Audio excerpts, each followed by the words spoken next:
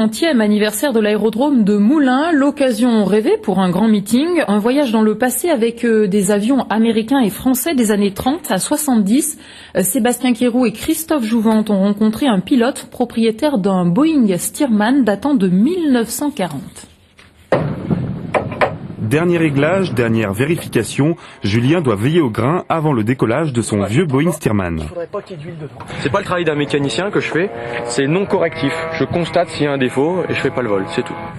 Mieux vaut tout vérifier car Julien ne sera pas le seul à s'envoler. Hervé, un mordu de l'avion, l'accompagne. Quelques conseils de dernière minute sont donc nécessaires. Donc dans un premier temps, on s'attache.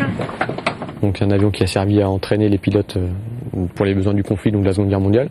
C'est un avion école. Il est là pour apprendre à piloter. C'est vraiment son but. Le moteur a été dessiné en 1940. 11 litres de cylindrée pour 220 chevaux. C'est pas fantastique au jour d'aujourd'hui. Une consommation d'huile de l'ordre d'un demi-litre à l'heure.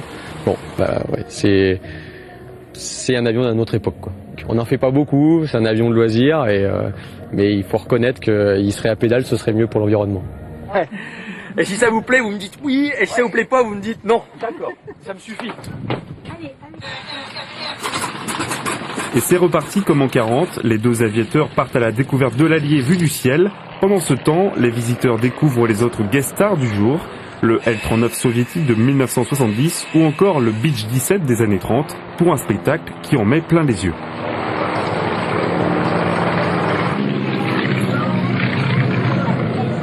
Alors que le show continue, nos deux aventuriers rejoignent le tarmac. Premières impressions. On est vraiment en sécurité, c'est ça qui est impressionnant, c'est que on est à la fois dehors mais on est dedans, qu'on est avec les éléments, on sent l'avion qui travaille, la qualité des pilotes, c'est extraordinaire. On s'imagine presque aux commandes quand on prend le manche en bois, parce que j'ai fait un virage, hein, voilà, et quand on prend le manche en bois, on s'y croit, on a l'impression que la machine va réagir ou va suivre. On fait corps avec la machine et avec les éléments, c'est extraordinaire, il y a les vibrations, il y a tout ce qu'il faut.